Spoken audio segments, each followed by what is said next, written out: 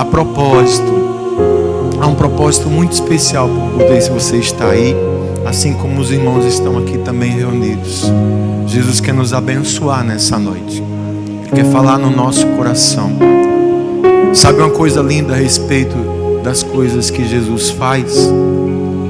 Jesus não faz o que a gente quer. Jesus faz o que a gente precisa. Ele sabe do que a gente precisa. Ele tem sempre aquela palavra oportuna. E quando a gente entende isso, a gente é feliz. Quando a gente entende isso, a gente enfrenta qualquer luta, qualquer situação. Amém? E hoje, o Senhor tem uma palavra de alegria. Tem uma palavra de celebração, de júbilo para nós. Amém? Ele quer que a gente se alegre. É que a gente sorria e celebre por tudo que a gente está passando. Amém? Por favor, você que está com a sua Bíblia. Primeira carta de Pedro. 1 Pedro, capítulo 4, versículo 12. Está quase no finzinho da Bíblia. Achar as cartas de Pedro é fácil. Primeira carta, capítulo 4,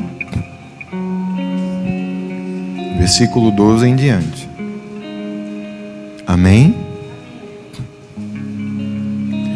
Amados, não se surpreendam com o fogo que surge entre vocês para os provar, como se algo estranho lhes estivesse acontecendo. Mas, o que, irmãos? Isso. Mas alegrem-se à medida que participam dos sofrimentos de Cristo, para que também, quando a sua glória for revelada, vocês exultem com grande alegria. Se vocês são insultados por causa do nome de Cristo, felizes são vocês, pois o Espírito da glória, o Espírito de Deus, repousa sobre vocês. Se algum de vocês sofre, que não seja como assassino, ladrão, criminoso, ou como quem se intromete em negócios alheios. Contudo, se sofre como um cristão, não se envergonhe, mas glorifique a Deus por meio desse nome. Pois chegou a hora de começar o julgamento pela casa de Deus. E se começa primeiro conosco, qual será o fim daqueles que não obedecem ao Evangelho de Deus? E se ao justo é difícil ser salvo, o que será do ímpio e pecador? Por isso mesmo, aqueles que sofrem de acordo com a vontade de Deus devem confiar suas vidas ao seu fiel Criador e praticar o bem. Amém? Amado Deus, nós te agradecemos por essa oportunidade tão especial, pelo privilégio de poder estar aqui para te buscar, para te adorar, para te louvar. E agora, meu Deus, seremos tratados pela tua palavra. Peço, Senhor, que teu Espírito Santo venha nos dar todo o entendimento, toda a compreensão, e de posse da tua palavra na nossa vida, possamos sair daqui fortalecidos, renovados, abençoados para a glória do teu santo nome. Nós cremos assim no teu agir, por isso já te agradecemos no nome de Jesus. Amém. Podem sentar-se, queridos.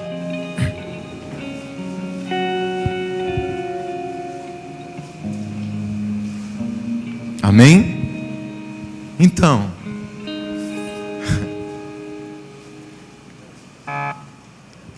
sofrendo como um cristão. É curioso isso. O povo de Deus, ele é conhecido de muitas maneiras, né? Chamam o povo de Deus de muitas coisas. Chamam a gente de gospel. Eu não gosto muito desse termo gospel, né? Chamam a gente de crente mais tradicional, né? Evangélico, somos evangélicos. Mas, na verdade, aquele que segue a Cristo, vamos dizer assim, o nome, a nomenclatura mais apropriada seria cristão. Somos cristãos. Em essência, aquele que segue a Cristo é um cristão, né? E curioso que esse nome aconteceu do pessoal da igreja ser chamado pela primeira vez lá numa área chamada de Antioquia, onde os romanos e missionários estavam chamando os irmãos da igreja de cristão, mas tipo assim, um apelido pejorativo. Foi como se fosse assim para, aqui no Nordeste, fosse para Mangá. Ó, os cristãos, foi pela primeira vez que se usou esse termo, que significa pequeno Cristo. Só que Deus é tão lindo, né, que assim que esse nome pegou, ele na verdade se tornou um sinônimo de pessoas que tinham um viver semelhante, que lembrava diretamente o próprio Cristo. Então, um cristão é aquele cuja vida lembra Cristo. Cristão é aquele cuja vida está associada ao perfil de Jesus Cristo. Tem cristãos aqui nessa noite, amém? E esse perfil de Cristo é bem interessante, porque ele é diferente em tudo. Assim como o próprio Jesus, quando ele veio ao mundo, ele veio assim para estabelecer o reino de Deus e mostrar realmente como os filhos de Deus se portam, lidam em qualquer situação, e em especial nas lutas. Quando Pedro aqui, ele manda redigir essa carta, por Pedro, ele era limitado na escrita, era um pescador, ele não sabia ler nem escrever, mas ele pede para que escreva essa carta, cheio ali do Espírito Santo e da direção. Ele traz essa carta para os primeiros cristãos que estavam sofrendo muito com a perseguição de Roma. Porque se a gente acha que por conta da nossa fé hoje a gente está sofrendo, se a gente for pesquisar como era ser cristão aqui nesse tempo, gente, a gente ia ter vergonha. Sabe? A coisa era terrível. Você tinha seus bens confiscados, você podia ter sua casa destruída, tomada, você podia ser executado só por ser cristão. E nesse contexto, Deus usa Pedro para redigir essas cartas aqui e trazer uma palavra de direção e uma palavra de maturidade, para que aqueles irmãos nossos recebessem isso e começassem a tratar da seguinte forma: a mudar o pensamento e a forma de encarar os sofrimentos que eles estavam passando. E por conta dessa mudança que eles tomaram aqui atitude, nós estamos aqui nessa noite. Foi por causa do povo de Deus lá no início, que perseverou, que encarou sofrimento, perseguição e luta, foi que essa mensagem ela chegou ao mundo. E nós recebemos essa mensagem. E por se tratar da palavra de Deus, ela tem poder na nossa vida. A palavra de Deus tem um poder, dentre tantas coisas, um poder transformador, na medida em que pela fé nós a recebemos e pela fé nós começamos a colocar em prática na nossa vida. Então Pedro aqui, ele escreve e consegue trazer um entendimento diferenciado, onde as pessoas ali levavam a refletir de uma diferença muito grande entre a pessoa sofrer por conta dela mesma, sofrer por conta dos seus erros, sofrer por conta das suas falhas, e a diferença entre sofrer por causa de Cristo, sofrer por conta do seu desejo e da sua postura de seguir fielmente a palavra. Sabe, irmãos? E será que a gente está precisando disso hoje? Eu diria que sempre. Sempre. Porque eu não sei você, repare. Quando eu me converti, a primeira impressão que eu tive foi que os problemas da minha vida tinham aumentado. Foi só comigo isso? Ou foi só eu que passei? Teve essa impressão? A vida da gente parecia mais sossegada. Aí a gente decide firmar um compromisso com Deus, parece que tudo estreita agora. Aí Pedro já começa dizendo o seguinte, não estranhe, não ache esquisito, se de repente uma ardente prova, fogo vem sobre a sua vida, como se fosse algo estranho acontecendo, não, porque isso faz parte.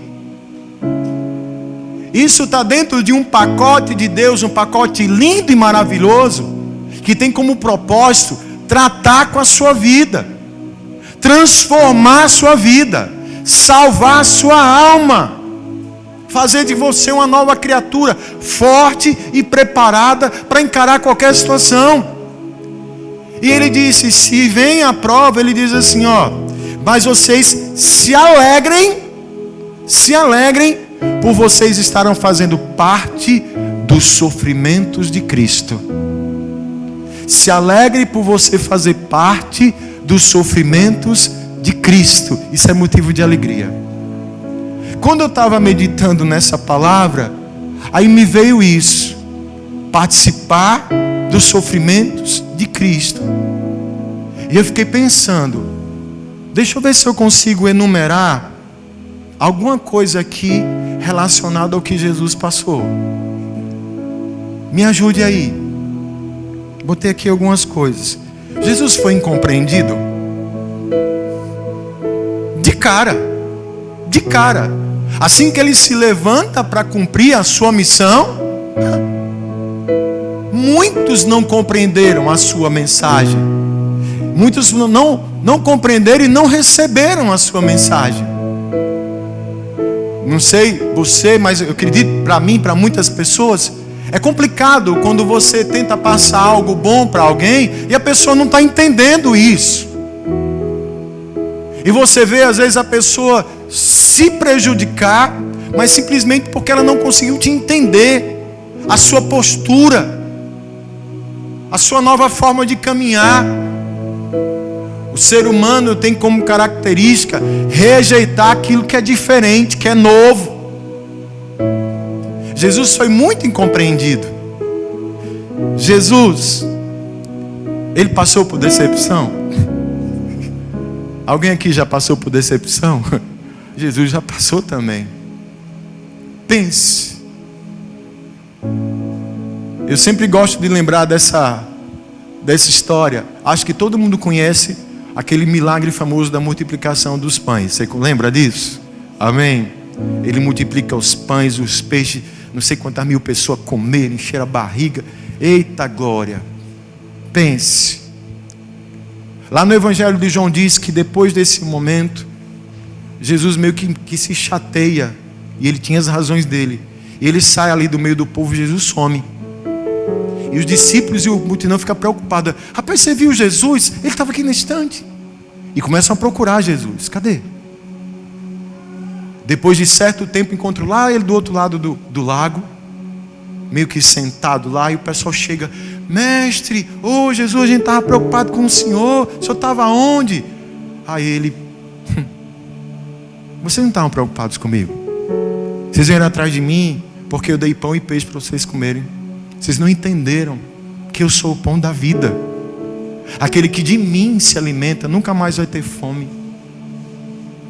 Para Jesus isso foi... Poxa, pense na decepção. No dia que ele estava mais angustiado, perto de ser crucificado, ele chama os três mais chegados dele. Quem lembra? Pedro, Tiago, João. Tem um pessoal aí da escola bíblica da criança, tá vendo aí? Mas quem eram os três? O barquinho não, o barquinho é o barquinho. Eram os mais chegados de Jesus. Gente, bora ali orar comigo porque eu estou angustiado. Uma tristeza tão profunda na minha alma. Vocês vão orar comigo? Vamos. Chama eles, vai lá, vai clamar. Só oramos aqui, eu vou me afastar um pouquinho, que eu vou ter um particular com o Senhor, mas fica aqui orando. Jesus vai orar, quando Ele volta, eles estão fazendo o quê? Mas nem uma hora vocês ficaram para velar comigo? Decepção. E detalhe, gente que estava caminhando com Ele por mais de 3 anos.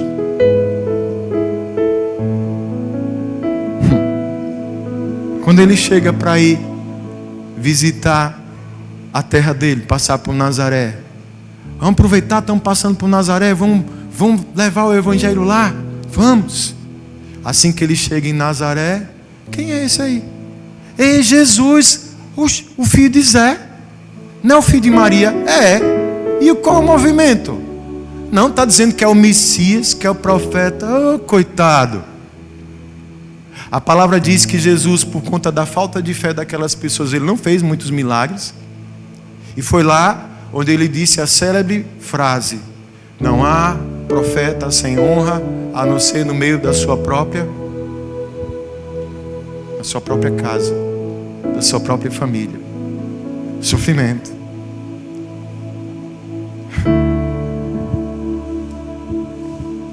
Afronta. Chamaram Jesus de filho de Beelzebul. Humilhação. Jesus foi humilhado, gente, de todas as formas. A crucificação era uma sentença das mais terríveis e pesadas, atribuída somente aos piores criminosos de Roma. Era inclusive um tipo de pena que era pouco executada, justamente dada a gravidade. Só quem era o lixo, o pior criminoso, é que ia para uma cruz. E o período dele chegar até a cruz, lembra daquela passagem quando estão batendo nele? Vendam os olhos dele e dão porrada na cara, e dão um soco. Diga aí, profetiza agora quem foi que te bateu. Sabe, gente? E a traição. Decepcionado com Pedro, primeiro: Jesus, estou com o Senhor. Pedro, fique na sua, porque antes do galo cantar você vai me negar 3 vezes. Não, Senhor, aguarde. Judas traiu Jesus com um beijo. Sabe você andar com uma pessoa e saber que aquela pessoa vai acabar com a sua vida? Vai trair você? Alguém aqui já passou por isso? Caramba. E uma coisa muito, muito interessante para a gente avaliar aqui. Pergunta: qual foi o mal que Jesus fez? Qual foi o mal que Jesus fez? Quando levaram ele para ser julgado, Pilatos disse: eu não vejo culpa nesse homem. Foi o mal que Jesus fez.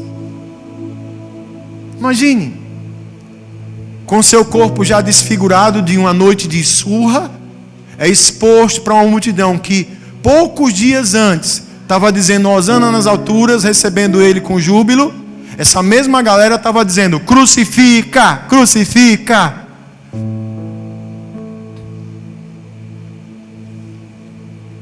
A dor da perda Jesus teve. Lembra de Lázaro? A palavra diz que Jesus chorou. Interessante, missionário. Mesmo sabendo que ele ia lá, ele ia ressuscitar Lázaro, mas naquele momento o Jesus, homem, ele sentiu essa dor. O pessoal diz: veja como ele o amava. Ele chorou. E escute, cada um aqui, nós estamos buscando com todo o nosso esforço, com toda a nossa fé, com todo o nosso entendimento, seguir Jesus Cristo. E eu quero dizer que essa atitude, consequentemente, vai trazer situações de dor e sofrimento para nós. Eu preciso falar isso porque nós estamos aqui para pregar a palavra de Deus. E se eu não estou atento, nem tenho maturidade para compreender que na minha caminhada com Jesus, os sofrimentos fazem parte, na minha tentativa de fugir, de não encarar e não saber lidar com o sofrimento, eu posso me afastar da presença de Deus e perder o meu maior patrimônio, a minha alma. O Senhor nos reuniu aqui nessa noite para dizer que se nós estamos sofrendo por causa do amor de Cristo, se nós estamos sofrendo por buscarmos nos manter fiéis a Cristo, a gente tem que se alegrar, a gente tem que celebrar, a gente tem que glorificar o Senhor. Sabe o que isso acontece? Ele vai dizendo aqui: porque se vocês participam dos sofrimentos de Cristo, para que também quando a sua glória for revelada, exultem em grande alegria. Se vocês são insultados por causa do nome de Cristo, felizes são vocês, pois o Espírito da glória, o Espírito de Deus, repousa sobre vocês. Para você pegar melhor essa palavra aí, se eu padeço, sofro por causa de Cristo, Pedro disse que eu me alegro, porque nesse instante sobre mim virá, sobre a minha vida, o Espírito de Deus e o Espírito da glória de Deus. Para não ficar algo muito abstrato, subjetivo, o que seria a glória de Deus? A glória de Deus. A palavra glória, ela tem um termo no hebraico que chama kabod, glória, que significa um peso sobre a nossa, como se fosse uma capa, mas não algo que nos coloque tão para baixo não, mas é um peso que sobre a nossa vida nos dá força e vai também nos livrar de todo e qualquer mal que esteja à nossa volta. Num dado momento, eu amo essa passagem. Depois você lê em casa Êxodo capítulo 33. É uma conversa muito linda entre Deus e Moisés, uma situação muito complicada. Para variar, o povo ali na trajetória do Egito estava murmurando, um povo terrível. Deus se aborreceu tanto com isso que diz assim: Moisés, vou fazer uma coisa, ó. Eu não vou mais com vocês para a terra prometida não. Mais ou menos assim. Estou falando NVE, né? NV é a nova versão do pastor Edson, para você entender. Deus dizendo assim: eu me conheço, se eu for, eu vou tocar fogo em todo mundo. Não vou designar um anjo, o anjo vai guiando vocês, eu não vou não. Moisés, com tanto acesso e liberdade que ele tinha a Deus, intimidade, ele disse: Senhor, peraí, não faça uma coisa dessa com a gente não. Se eu tenho assim alguma moral com o Senhor, eu digo assim, ó, não faça a gente sair daqui se o Senhor não for com a gente. Aí não vai não. E eu tenho um pedido especial para fazer ao Senhor, porque o Senhor está passando perrengue com esse povo, imagine eu. Um povo que toda hora xingava Moisés, o povo queria tacar pedra em Moisés, o povo que ficava só lembrando do Egito. Qualquer semelhança com a realidade não é mera coincidência, com o nosso tempo atual, aliás. Não é mera coincidência. Que às vezes a gente se comporta assim.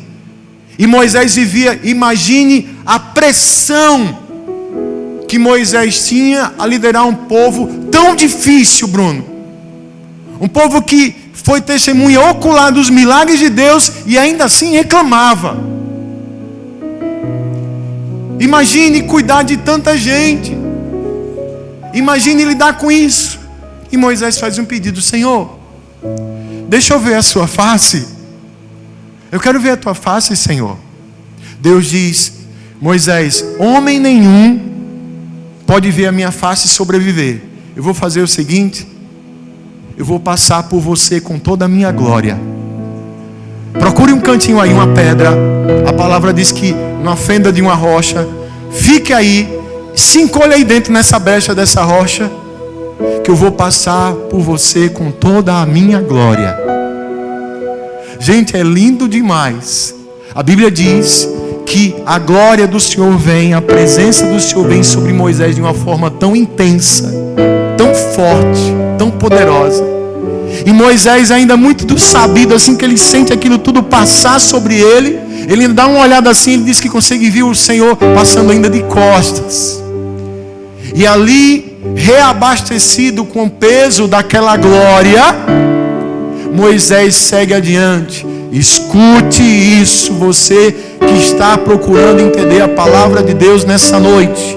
Se você está em Cristo, se você está buscando seguir a Cristo, viver em Cristo, está passando por alguma luta, dor ou sofrimento, sobre a sua vida está repousando o peso da glória de Deus, o Espírito da glória do Senhor, para te sustentar, para te animar, para te cobrir, te fortalecer, dizendo: eu estou com você. E aí eu me alegro, eu digo: glória a Deus, glória a Deus. O mundo não entende isso, mas só quem sofre como Cristo sabe do que eu estou falando. E vem mais. Não há nenhuma vergonha de dizer que a gente sofre por causa de Cristo. Hoje, gente, durante muito tempo se criou uma cultura que às vezes o crente tinha constrangimento de dizer que estava com problema. Mas você não é crente não? Quem já viu crente ficar doente? Gente, isso não procede. E tem gente que se constrange de dizer: não, meu irmão, está doendo. Ué, você não anda na igreja? E o que uma coisa tem a ver com a outra? Eu sofro, dói, está sendo difícil, mas Deus tem me sustentado a cada dia. Ele sabe de todas as coisas. Se tiver que chorar, eu choro. Se tiver que gritar, eu grito. Mas eu não tenho vergonha de dizer que eu amo a Cristo. E eu não vou abandonar Jesus por causa disso, não. Pelo contrário, eu quero estar mais coladinho com Ele. Não tenho vergonha de dizer. Porque Jesus, escute isso: Jesus não tem vergonha da gente, não. Jesus não tem vergonha de você, não. Ainda ontem eu dando aula eu falei isso. Eu sempre estou falando isso aqui. Eu respeito quem gosta dessa música, não quero criar polêmica, mas eu não gosto daquele louvor que diz: agora é só a vitória, agora é só a vitória. Não. Só se for lá no céu. No céu sim, aqui não. Aqui vai ter vitória. Escute, Deus vai te abençoar, portas vão se abrir, milagres vão acontecer, você vai vencer. Mas você vai sofrer também. Você está entendendo? E a palavra diz que não é para a gente estranhar isso. Faz parte. É crescimento. E outra coisa. Um toque que Pedro dá aqui é o seguinte. Ele diz que está chegando o julgamento pela casa de Deus. Está chegando o julgamento pela casa de Deus. Onde o Senhor virá diretamente com a sua glória, julgar a nossa vida, julgar aquilo que a gente tem feito, julgar como a gente tem se posicionado e se comportado. A palavra de Deus diz que Ele retribuirá a cada um de nós segundo o nosso procedimento. Cada um de nós segundo o nosso procedimento. Está chegando esse dia. E que ao chegar esse dia, como Pedro diz aqui, primeiro vai começar com a gente. Oh glória. Eita Deus. Primeiro vai ser com a igreja. Mas estamos junto com Cristo? Estamos sofrendo com Cristo? Estamos firmes em Cristo? Não é o que a gente temer. Quem tem que temer é o ímpio. Como ele diz aqui. O ímpio e o pecador que não obedece à palavra. Esse tem que estar preocupado. Mas aquele que está no caminho do Senhor, não. Pelo contrário, ele diz: Senhor, louvado seja o teu nome. Está valendo a pena isso. Eu estou feliz. Eu me alegro no Senhor. Como diz a canção: todavia me alegrarei. Ainda que a figueira não floresça, que o fruto da videira minta, ainda que falte tudo, ainda que doa, ainda que eu chore, eu me alegro no Senhor, no Deus da minha salvação. Eu não posso, pode aplaudir Jesus, pode aplaudir Jesus. E isso, amados, escute, nos chama a atenção para a nossa postura, a nossa postura. Não dá para a gente brincar com as coisas de Deus. Não dá para a gente brincar. Cristão, ou é ou não é. Ou é ou não é. Não dá para ficar, sabe? Muitas vezes, amados, pelo ser humano tentar evitar a dor, é onde ele vai trazer ainda mais dor sobre a sua vida. Eu repito isso, que é o que Deus tratou muito no meu coração. Uma coisa é você sofrer por causa de Cristo, a outra coisa é você sofrer por suas escolhas erradas, pela desobediência da palavra, por não permanecer fiel ao Senhor, sabe?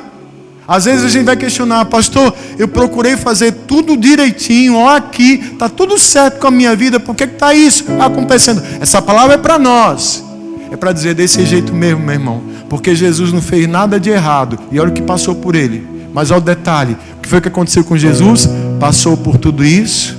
Venceu a morte. Pavimentou o caminho para a gente. Abriu ali o caminho para que a gente possa segui-lo.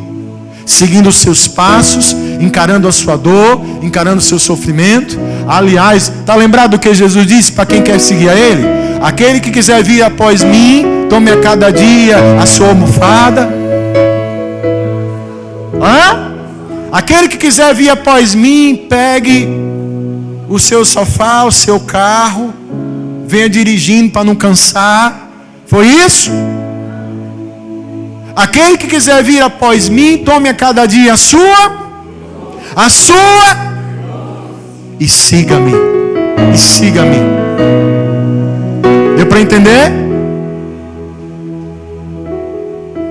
E a gente sofre, mas a gente é feliz. O choro dura uma noite. Eu vou poder suportar todas as coisas naquele que me fortalece, que é o Cristo Senhor. Mais do que nunca, irmãos, nesse tempo que a gente está vivendo, de dor, de tristeza, de crise, é tempo da gente aprender a suportar todo esse sofrimento como cristão. O Senhor está vendo quem é cristão e quem é genérico. Quem é o gospel, quem é o crente. O Senhor quer saber quem é cristão. A gente está vendo isso. E o bom é saber que em Cristo Jesus somos mais do que vencedores, por aquele que nos amou. E Ele diz que o procedimento é o seguinte: por isso mesmo, aqueles que sofrem de acordo com a vontade de Deus devem confiar suas vidas ao seu fiel Criador. Coloque sua vida diante de Deus e continue fazendo o bem. Continue fazendo o que é certo. Continue dizendo sim para o Senhor e dizendo não para o pecado. Desculpe o termo, eu estou em casa. Deixar de presepada, deixar de sem vergonhice, de brincadeira com Deus. De Deus não se zomba, ninguém manga da cara de Deus, ninguém tira onda com Deus.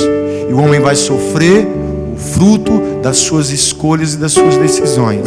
Mas se esse mesmo homem que sofre pelo fruto das suas escolhas e decisões, no momento que ele se arrepende, se humilha, se volta para esse Deus maravilhoso, Deus o alcança, Deus o perdoa, Deus o levanta e Deus o restaura. O que eu não posso é, diante da consciência e do entendimento dessa palavra, é não fugir do sofrimento em Deus, mas encarar, passar pelo que tiver que passar, e me alegrando no Senhor, para que sobre mim venha e se cumpra a glória dele sobre a minha vida. Eu quero dizer uma coisa para você. Cada um aqui, eu não tenho dúvida, teve uma história de dor, de tristeza, especialmente nesse ano. Mas sabe por que nós ainda estamos aqui? Porque pode ter certeza que o peso da glória de Deus ainda está sustentando a nossa vida. Se eu estou aqui, se você está aqui, pode ter certeza que a glória de Deus está repousando sobre você. O Espírito da glória de Deus. E o que Deus disse para a gente hoje é o seguinte: vamos ser cristão. Vamos ser cristão. Crente não. Crente, como diz o ditado, crente até o diabo é. Mas vamos ser cristão. E vamos aguentar firme. Deixa eu falar uma coisa para você. Tá passando. Tá passando. Em casa, ó, tá passando, viu? Tá passando. Deus está nos provando. Deus está tratando com a nossa vida. Deus está vendo essa lágrima. Deus está vendo esse gemido. Deus também está sentindo essa dor. Sabe? Mas vale a pena seguir pelo caminho do Senhor. Vale a pena fazer o que é certo. Vale a pena fazer o bem. Em nome de Jesus. Eu acredito nisso. Igual o Jó falou semana passada aqui pela palavra: ainda que ele me mate, eu vou esperar no Senhor. Vale a pena fazer o que é certo. Pastor, eu sofri tanta decepção. Sei de gente que quer o meu mal. Sei de gente que se aproveitou de mim. Sei de gente que me fez sofrer. Fica como um cristão. Detalhe, como diz o nosso bom nordestinês: não seja besta. Jesus diz que eu tenho que ser simples como uma pomba e prudente como uma serpente, mas jamais perder a minha essência de cristão.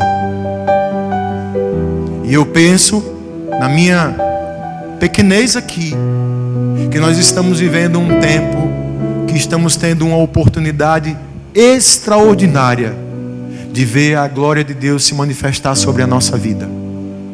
Eu penso que estamos vivendo um tempo de oportunidade e Deus está como se estivesse passando uma peneira para saber quem é e quem não é.